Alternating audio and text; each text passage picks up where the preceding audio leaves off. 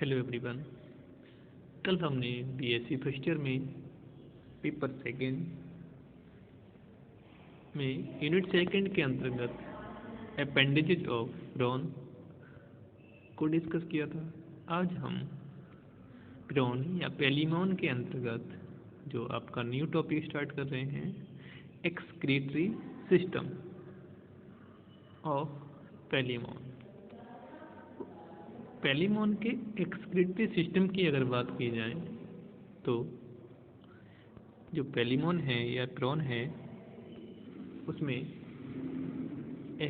Excretion का जो कार्य है या एक्सक्रीटरी जो ऑर्गन्स है जिसके द्वारा एक्सक्रीशन या उत्सर्जन की क्रिया होती है, वह जो अंग है वो है आपका एंटीनरी ग्लैंड या ग्रीन ग्लैंड्स, जिसको हम बेसिकली कॉमनली ग्रीन ग्लैंड्स या एंटीनरी ग्लैंड्स के नाम से जानते हैं। अगर इसकी रचना की बात की जाए, रचना के साथ साथ अगर हम इसकी लोकेशन की बात करें तो जितने भी पेलिमॉन्स हैं उनके जो एंटीना होता है, एंटीना का प्रोटोपोडाइट जो होता है उसमें यह प्रेजेंट होते हैं, जिसके कारण एंटीना का जो प्रोटोपोडाइट वाला पार्ट था वो थोड़ा उभरा हुआ यानी फूला हुआ महसूस होता है या दिखता है। इसकी रचना की बात की जाए तो इसके ऊपर की तरफ ब्लैडर जो आप दिख रहे हैं रेड कलर से, और ये वाला जो पार्ट है ग्रीन वाला, ये है प्रोटोपोडाइट ऑफ न्यूरॉन।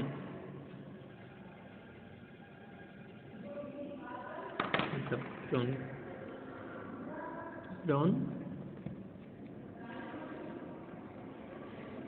एंटीनी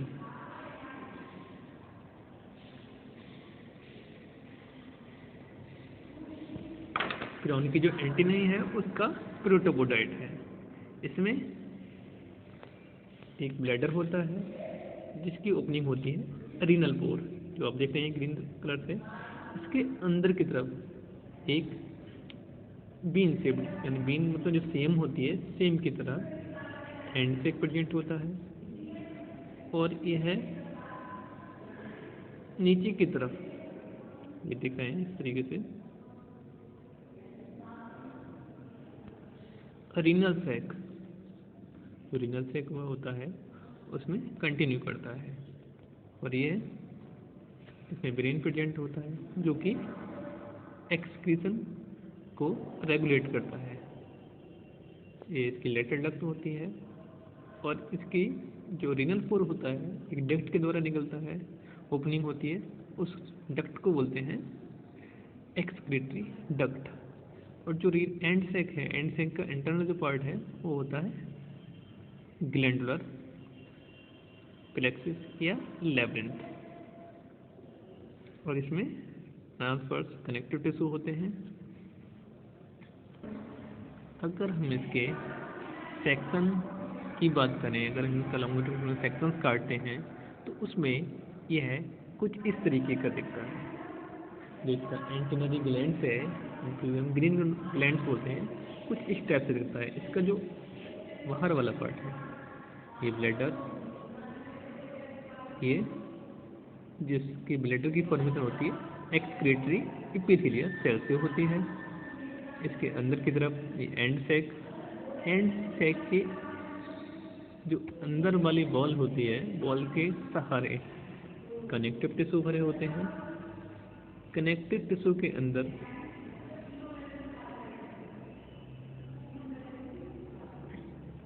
आगे की तरफ बढ़ के एक्सक्रीटरी एपिथेलियल सेल्स प्रेजेंट होती हैं। इसके अंदर ब्लड लेक्यूमा पाया जाता है। यह है ग्लैंडुलर प्लेक्सिस या लैब्रिन्थ। इसके अंदर भी कनेक्टिव टिश्यू का एक जाल सा बना रहता है। ये इसमें जो पॉइंट वाले दिख रहे हैं एक्सक्रीटरी ट्यूब्यूल, ये एंटीनरी आर्टरी। बात करते हैं एक्सक्रीटरी ऑर्गन्स ऑफ पहली पिरोन में निम्नलिखित एक्सक्रीटरी ऑर्गन्स पाए जाते हैं। नंबर 1 एंटीनरी या ग्रीन ग्लैंड।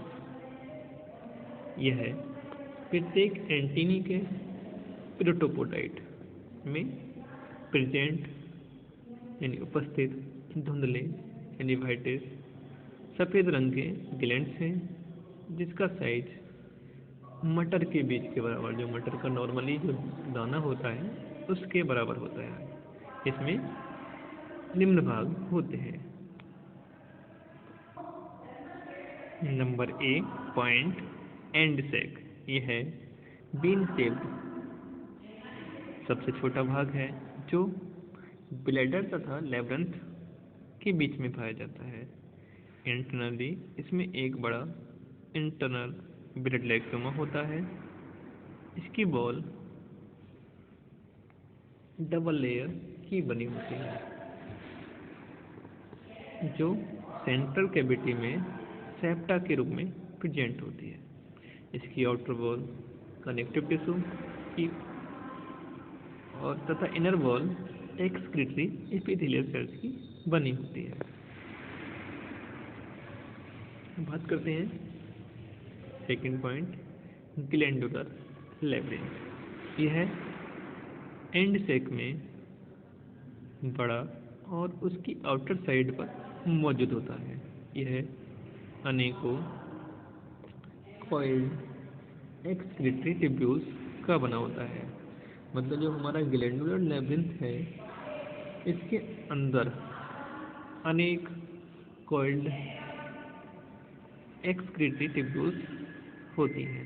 यह ट्यूब्यूल्स कनेक्टिव टिश्यू के अंदर धंसे रहते हैं। मतलब उस कनेक्टिव टिश्यू जो है, उस यहाँ से आप देखें डायग्राम में, ये एक्सक्रीटरी एपिथेलियल सेल्स हैं, ये लैब्रिन्थ है। लैब्रिन्थ के अंदर कनेक्टिव टिश्यू मौजूद है, यानी कनेक्टिव टिश्यू प्रेजेंट है।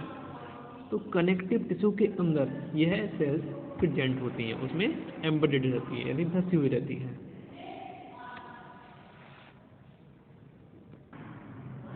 यह एक एपर्चर द्वारा ब्लड में खुलते हैं। अब बात करते हैं नेक्स्ट पॉइंट ब्लैडर। यह ग्रीन ग्लैंड्स का सबसे बड़ा भाग है और यह एंड सैक की इनर साइड पर पाया जाता है। मतलब जो एंड सैक है, एंड सैक की इनर साइड पर, मतलब अंदर वाली सतह पर। जैसे आप डायग्राम में देख पा रहे हैं, ये एंड सैक है। एंड सैक की जो इनर साइड है, उस पर ये ब्लैडर प्रेजेंट है। इस डायग्राम में आप देख पा रहे हैं, ये एंड सैक और ये ब्लैडर। जो आपका लॉन्गिट्यूडनल सेक्शन काटा गया है, तो इस तरीके से काटा गया है। जो आगे वाले डायग्राम में आपने देखा था, तो उसमें लॉन्गिट्यूडनल सेक्शन काटा, जिसमें ब्लैडर, उसके बाद एंड सैक, उसके बाद लैब्रिन्थ दिखाया गया है। जैसे आप देख रहे हैं ना, ब्लैडर, एंड सैक, लैब्रिन्थ। बात करते हैं ब्लैडर। यह ग्रीन ग्लैंड्स का सबसे बड़ा भाग है और यह एंड सैक की इनर साइड पर पाया जाता है। यह थिन वॉल्ड सैक होता है, जो single layer excretory epithelial cell से बनता है। इसकी इनर साइड से एक छोटी एक्सक्रीटरी डक्ट निकलती है, जो रीनल पोर के द्वारा बाहर खुल जाती है। रीनल पोर एंटीना में कोक्सा की इनर साइड पर स्थित होते हैं। अगर हम एंटीना के डायग्राम की बात करें, एंटीना के स्ट्रक्चर की बात करें, वहाँ पर जो रीनल ग्लैंड थी या ग्रीन ग्लैंड थी, वो कहाँ ओपन थी। अभी मैं दिखाता हूँ आपको एंटीना का डायग्राम। जैसा आप इस डायग्राम में देख रहे हैं, ये कोक्सा वाला पार्ट है। कोक्सा के बेस पर रीनल पोर, यहाँ पर ये ओपन हो रहा है। जो इसका प्रोटोपोडाइट था, वहाँ से कोक्सा की फॉर्मेशन हुई थी। कोक्सा के एंटीरियर एंड तरफ ये रीनल पोर की ओपनिंग हुई है, जो कि मैंने आपको पहले के अपेंडिज में पढ़ाया था। बात करते हैं सेकेंड पार्ट, लेटरल डक्ट्स। प्रत्येक ग्रीन ग्लैंड के ब्लैडर से एक नैरो लेटरल डक्ट निकलती है जो दोनों साइड की लेटरल डक्ट ब्रेन के ठीक सामने ट्रांसवर्स कनेक्टिव के द्वारा जुड़ी होती है। पीछे की तरफ लेटरल डक्ट रीनल सैक में खुल जाती है। अब बात करते हैं रीनल सैक। यह एक बड़ा पतला सैकनुमा होता है जो कार्डियक स्टमक के ऊपर तथा गोनाड्स तक जाता है। इसकी wall single layer excretory epithelial glands की बनी होती है। अब बात अगर इसकी फिजियोलॉजी की जाए, physiology of excretion. Elementary antennary gland blood से नाइट्रोजनस वेस्ट तथा पानी की अधिक मात्रा को एक्सट्रैक्ट करती हैं। एंड सैक में मुख्य रूप से अमोनिया का उत्सर्जन होता है। प्रोन में यूरिन ब्लैडर से रीनल पोर्ट के द्वारा बाहर निकाल दी जाती है। अब बात करते हैं फोर्थ पार्ट, इंटेगुमेंट। प्रत्येक त्वक के समय जब स्किन या क्यूटिकल टूटकर गिरती है तो उसमें मौजूद नाइट्रोजन पदार्थ भी बाहर निकल आते हैं और इस तरह से स्किन को भी एक्सक्रीटरी ऑर्गन्स माना जा सकता है।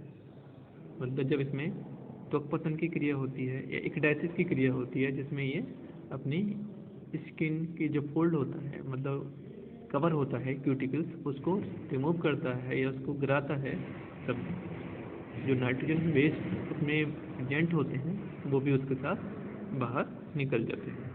तो आज हमने एक्सक्रीटरी सिस्टम ऑफ ब्राउन को डिस्कस किया। कल हम सेंसरी ऑर्गन ऑफ ब्राउन को डिस्कस करेंगे। Thank you.